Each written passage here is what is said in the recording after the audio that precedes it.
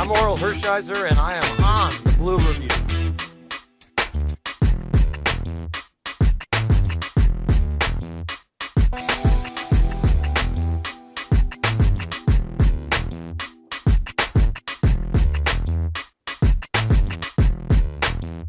Hey, this is Sean Green. You're watching the Blue Review. You can join Marcas. Ring, ring, opening day, baby! Happy opening day to all who celebrate, and chances are, if you are here, you are one of those sir. people. Welcome to the opening day edition of the Blue Review presented by LAX. I am Marcas Grant alongside Greg Bergman. We made it. We made it through the long, dark night of the offseason. Finally, we are finally here where the games actually count. Real games. Yesterday sort of counted, I guess.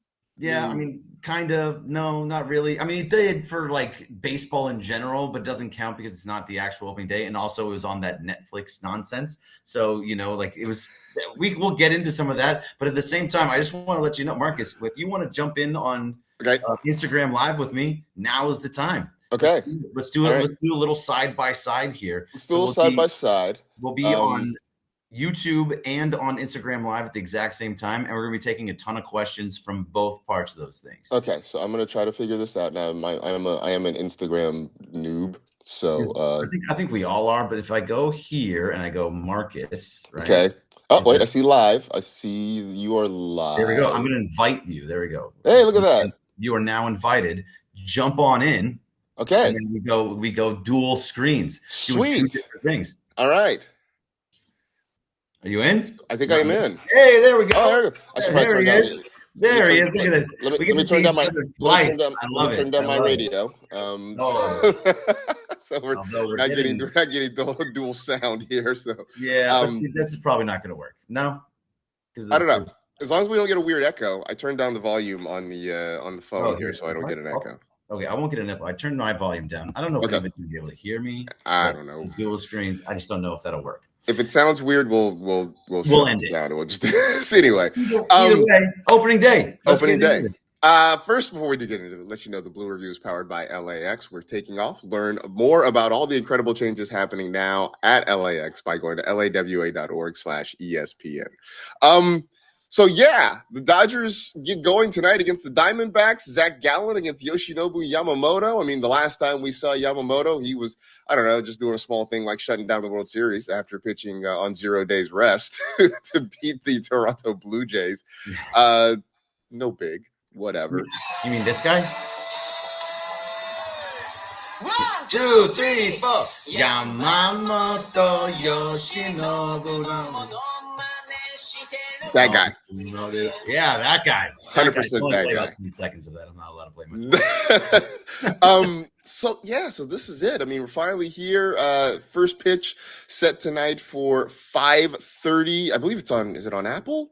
Apple TV or Peacock? I can't remember. There's so many streaming services now that I don't know. I don't know how to watch games anymore. Yeah, I don't know, which is not a bad thing. Although if it looked like it did last night, I think Apple, if it's on Apple and wherever it is, Dodgers streaming, it's as long as it doesn't look like NBC Peacock. NBC Peacock tonight. So yeah. All right. Yeah. Looking through the chat, obviously, the kid 2112. I hate to break this to you. Parker has moved on. We may try to get him back if he wants to wake up in the morning for a couple of cameos, but no consistent Parker Bell this year. Ruben Flores says it's like my dad teaching my grandfather how to use technology. Which one of us is the dad and which one of us is the grandfather?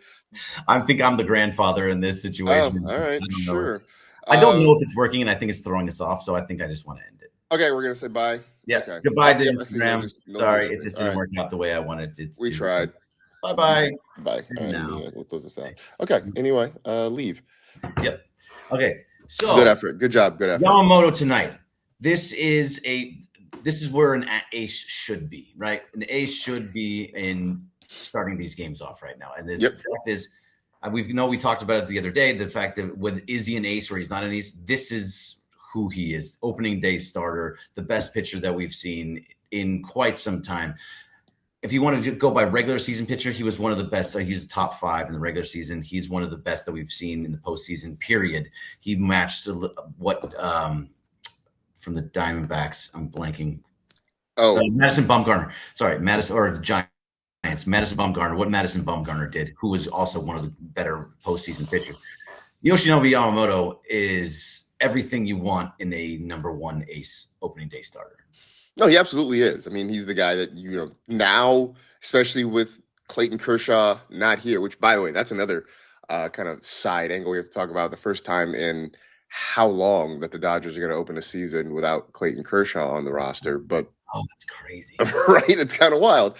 But he has become what Kershaw was. That now I think we're getting to Yoshi Day, and we're starting to look at it with the same anticipation that we looked at Kershaw Day. Now, obviously, for Kersh, it was over a decade, almost 2 decades of being with this ball club and being consistent. And, Yama hasn't done that yet. But in terms of just what he means to the team, what he means in every start, I think he's sort of approaching that. And, I do hope I hope he continues on this way for the sake of the ball club and for the sake of our fandom, but also to shut up the people who don't believe that he is an ace. So that next year, if somebody says, is Yoshinobu Yamamoto an ace, everybody laughs and says, yeah, of course he is. And we just move on. There's no conversation. I think everybody laughed this time, except for Andy McCullough and Eric Kratz. Everybody else was like, what are you talking about? Did you not watch the World Series? That was what an ace does. I think it was just those two not laughing. Yeah, perhaps it is. So, other than that, obviously, I guess the other part of this is what's it going to feel like when they, announce the whole team before the game and they don't announce number 22, Clayton Kershaw. It's gonna be weird, right? It is going to be odd. I believe he's in the Peacock. He's in the booth. Yes. He's in the booth, so that will help that portion, but it's still not the same. Not seeing 22 is going to be the first time since 2012 about or so. It's been a long time, and what Clayton Kershaw meant to this team, and to not see him there, it's going to be a little bit emotional because that's who we've gone. Kershaw Day was and always will be a real thing. You mentioned Yoshi Day, but Kershaw Day, when you needed a starter, even a stopper, even when over the last couple of years when he wasn't the ace, he was supposed to be the 5th guy, and he was forced to be the 3rd guy or the 2nd guy. That's what he would come in and he would stop the bleeding because of who he was. First ballot Hall of Famer, just one of the best Dodgers we've ever had in the history of the franchise. So to not see him out there, that is going to be very sad, but we're happy for him moving on and being in a good. He's going to be great at this, by the way. If there's anybody that's going to be great at being an announcer, it's Clayton Kershaw. He's fantastic every time he has a mic in front of him. Yeah, and we've seen it obviously the last few years where they'll just put the headset on him on days he's not pitching and just sort of let him talk for a little bit. And he really has been good at it. Obviously, we know he knows the game. That's not at issue at all. But just the way he presents, the personality he shows, even when they mic'd him up in the All-Star game a couple years ago, and he's like, Smolty, I don't throw a cutter, whatever it was he was saying, I mean, there's Suck it, big thumper. Yeah, all of that. So I do look forward to seeing him, which I guess is a good transition to last night's game. Oh man. You give your thoughts. I would love to hear what you thought about it first. So a couple things on it. One, I sort of have to tread lightly because Netflix helps pay some of the bills in my house. So I pay Netflix. So we'll start with that. The other part is I will admit, I was sort of in and out. I had some things to do with the kids, so I wasn't super intently watching large parts. There were chunks of it I missed. I'll start with the pregame show in the sense that, I know they wanted Barry Bonds for obvious reasons. Giants legend, should be a Hall of Famer. I don't care what you think about him personally. Barry Bonds should be in the Hall of Fame. Albert Pujols, Hall of Famer. Anthony Rizzo, really talented player. Just zero on personality between the three of them. Just not a lot of excitement, to the point that I was because I was questioning why Jameis Winston was going to be there, but by the end I was like, hey man, I'm sort of glad Jameis is here to pump some life into this thing a little bit. The whole pregame presentation, maybe this is me being a curmudgeon and yelling at clouds, but like the whole taxi cab and trolley car on the field with the dancing cheerleaders, and I didn't need a Burt Kreischer hype speech at the beginning of the game. I just felt like there was a lot of excess, a lot of bloat in the broadcast, so I didn't need that. I didn't need Jason Bateman giving me an oral history of take me out to the ball game with the weird sort of people on Zooms singing the song. Like, just show me the fans in the stands, man. Show me people at Oracle Park wearing their black and orange, like root for the Giants. Like, I'm fine with that sort of stuff. So it was very over the top in a lot of ways. You know, I know there was people complaining about the weird hazy camera angle, which at first you thought was bad. Which at first you're kind of like, okay, there was a lot of fireworks, so it's hazy, but it stayed that way. So I don't know if it was just a bad camera or what. So yeah, there was just, you know, it felt like they tried a lot of things. And I don't know if the intent was to try and reach out to a Netflix audience or try to bring more people in. But I don't know. For my money, it's opening day. It's the Yankees. Like, that is enough to draw an audience for me. So it just felt like a lot of the stuff was extra and kind of unnecessary. Yeah, sometimes I think they tried a lot of things. I think sometimes you like to try things. They tried a lot of things, to your point, and I think that kind of took it a little bit overboard. You saw his hand, like the thing. Thing on a skateboard. Yeah, I don't. It was a little bit nuts. I mean, then you had the score bug. That's what you see here. The score bug was just, there was way too much going on. Someone said it looked like a robot chipmunk with its cheeks full. And that was all I could think about. And the thing about the haziness, it was just the one camera. Yeah. Every other camera was fine. But it was also the center field camera, which is kind of the main one. Camera that you used the most was overly hazy. I mean, hey, guys, just go in there, like kind of clean the back.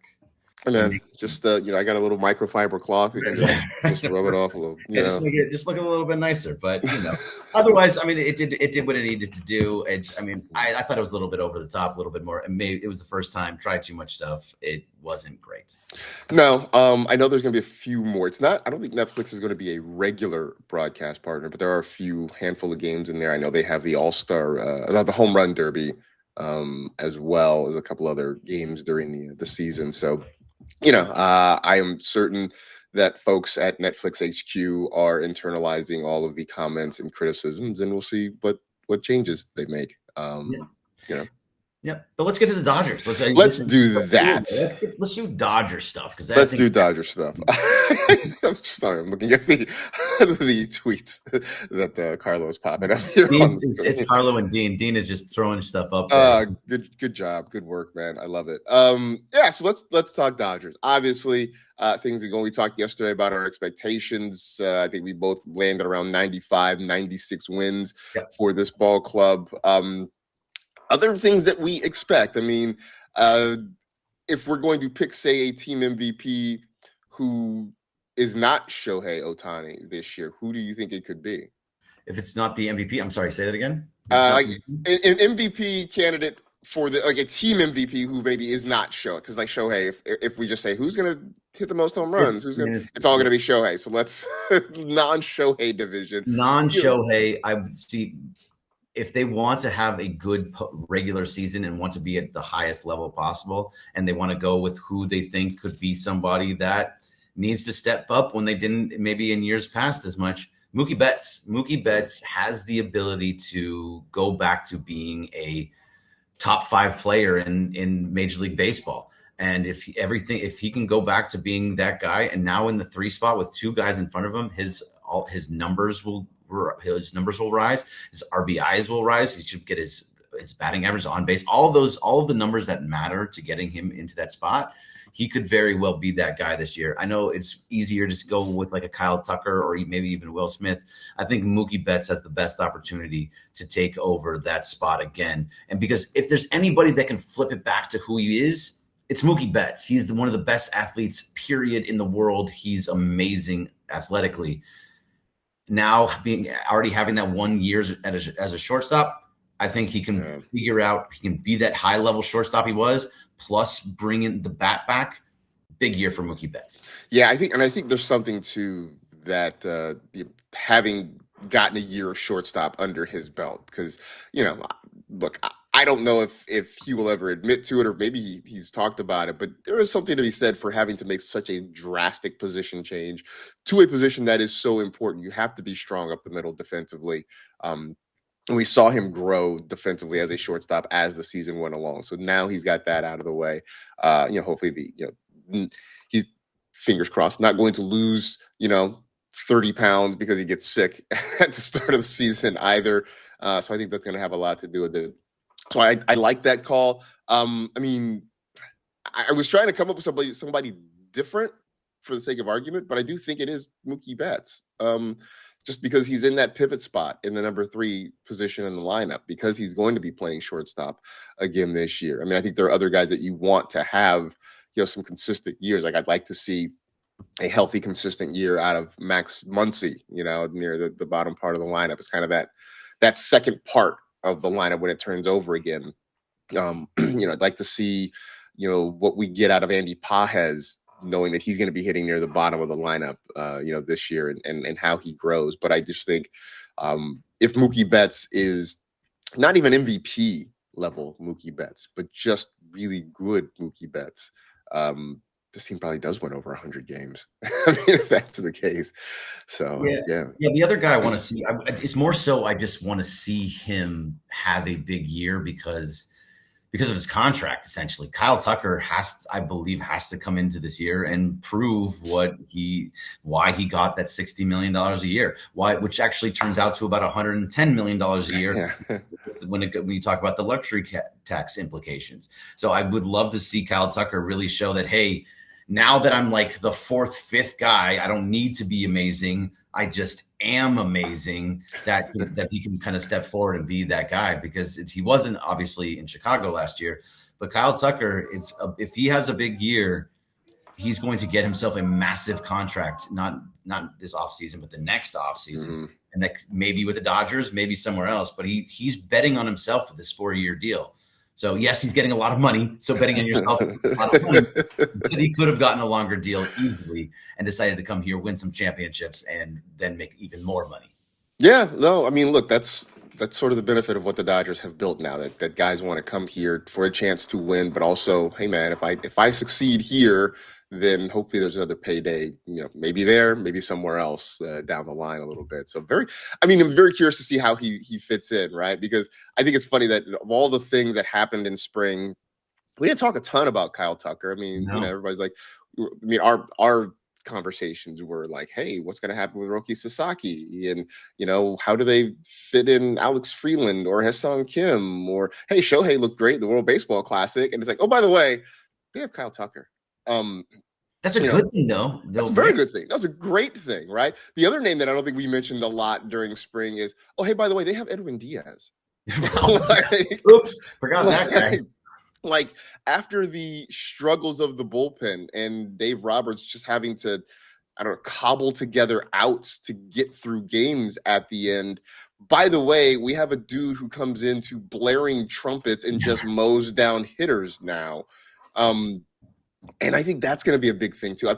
I am hoping, fingers crossed, that, like, Greg, the 7th, 8th, and 9th innings are less anxiety-inducing this year than they were last year.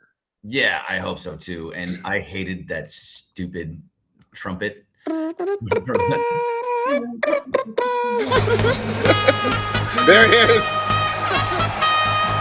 I hated it. I hated it. I'm going to be doing that all the time. And they're coming in every single time with this. We don't have lasers anymore since Parker left. We're coming in with trumpets every time from now on, because I love it now. That's why sports are what they are. You hate a guy on one team, then he comes to your team. You're like, oh, you're the best thing ever. It's awesome now. As long as it's not Alex Bregman or Jose Altuve or Alex Correa, I can't do those. But Edwin Diaz, come on down. Oh man, are the Dodgers? The Dodgers need to hire a mariachi band I mean, one, because it's just be cool, but also so like they could just have them play it live when he comes in. Just have the mariachi band just fire up in the outfield or something, and just play it as he comes on the field. That would be super duper awesome. I mean, get Timmy Trumpet just to be a part of, just on standby at all. Yeah, yeah. They got the money for it. They do have the money for it, especially now that the places. This may be the only time I'm going to say this. Now that it's Uniqlo Field at Dodger Stadium. Yeah, Uniqlo Field. How do you feel about that? And it's in center field. It's the rec center field. There was nothing. Yeah, I'm not calling it that. I'm not calling it that. No, You don't no have one. to call it, but does it bother you to have the sign out there? And then No, because I'm not going to call it that. So it's Yeah. fine. Like it's just another sign out there, as far as I'm concerned. Like I'm not being paid to call it that, so I'm not going to call it that. But yeah, it's fine. You got paid. The team got paid. You put the sign out there. Fulfill your obligations. easily $100 million, right? Like at least Gotta be. at least that high, right? It's gotta be at least 9 figures. Yeah. It's got to be really, really high. I'm curious how long the partnership lasts for, but yeah, it cost a pretty penny. I bet it's going to be there for a little while, at least as long as Shohei's there. Yeah, right. We promised questions. You want to get to a couple of Yeah, let's questions? get to a couple of these questions. Let's see. What is your favorite food to eat when watching a game? I mean, I'm basic. It's a Dodger dog. Yeah, I see. I can't do the Dodger dog anymore. It was Dodger dog. I definitely do the helmet nachos. I'm a big fan of the helmet nacho. So, Yeah, I'm basic. I'm a Dodger dog, Michelada. a Dodger dog, a beer, and a chocolate malt. Like I'm super basic and Ooh, old a school. chocolate malt. Yeah, man. So it's the helmet nachos. I get a michelada, and then I also get I try to get soft serve at some point, and yeah, I think in a pretzel. Always Oh, okay. Yeah. Let's see. What I took one. Do you from take Marcas. notes while watching J9861? Well, just J. You take notes while watching the game. Not physical notes, mostly because like while I'm watching the game, I'm also just doing stuff around the house. So it's like it's on. I'm kind of watching it. Maybe I've switched to my phone, what have you. So like no, but I am taking mental notes, and I think I don't know. Does the text chat count? Because that's sort of I guess like taking notes because we're always commenting on things as they happen. Yeah, I mean, I think that's kind of what it is, right? It's that, and I mean, sometimes depending on what it is, like if it's a World Series game or it's a really big game, and I think that there are things happening that I'm like, I really want to talk about this tomorrow. I'll go into my notepad and I'll write a couple notes in there. But for the most part, it's all mental notes and just watching the game and kind of like seeing what are the big storylines. So we're not just saying, hey, the Dodgers won and that's it. Right, exactly. I mean, we'll talk about that a lot, hopefully this year. But of course, that's not the whole thing. Justin says, how many games does Hollywood Lifestyle play for the Angels this year? My guess is zero. Isn't he gone? Didn't they? Yeah, I don't. Didn't they let him go? Wait, who is Hollywood Lifestyle? I'm Anthony Rendon. Oh, I don't want that. I don't want that Hollywood Lifestyle. Oh, I saw. I forgot that. He changed his contract. There was something that he did. He's still with the Angels. Still there. So yeah, I would say 0. He's already been placed on the 60-day IL. Yeah. So he's done. He's not playing for them again. Let's see. We talked about dark horse MVPs. Who are the worst teams in baseball? I saw Rockies, Angels, White Sox. Oh, there was one more. Nationals. Yeah, Nationals. I don't think there's going to be any new weird ones this year. I think it's pretty much straightforward of who those teams. I don't think the Rockies. After watching the Giants last night, I think it's too early to say that. But with that manager, that's just not really Tony Vitello. I don't know. I think they could be in serious trouble. I mean, look, they will hit better than they hit last night, and Logan Webb's not going to be getting shelled consistently the way he did last night. My goodness, his ERA is going to be through the roof for the first 3 months of the season. Yeah, it's going to take him a while to get that down. After what happened, that's not just going to drop. Yeah, they kind of hung him out to dry, which surprised me a little bit last night. Weird. So. I think you're hanging your ace out to dry that early in the first game of the season. On opening day. Yeah, that was odd to me. That was rough. All right. Well, Gotta hang this out to dry, I guess. For the rest But of the thank day. you for being here on opening day. It's opening day, baby. So Opening day. Looking forward to game number 1 of 162. We'll be back, of course, to talk about it tomorrow right here on the Blue Review presented by LAX. Stick around for the Sedano and Cap morning extravaganza here on the ESPN LA YouTube channel. Thanks to Carlo and Dean for production assistance this morning. Certainly grateful for that. In the meantime, that'll do it for us. For Greg, I'm Marcus. We'll see you tomorrow. Happy opening day, everybody. See you then. Let's go Dodgers. Go Blue.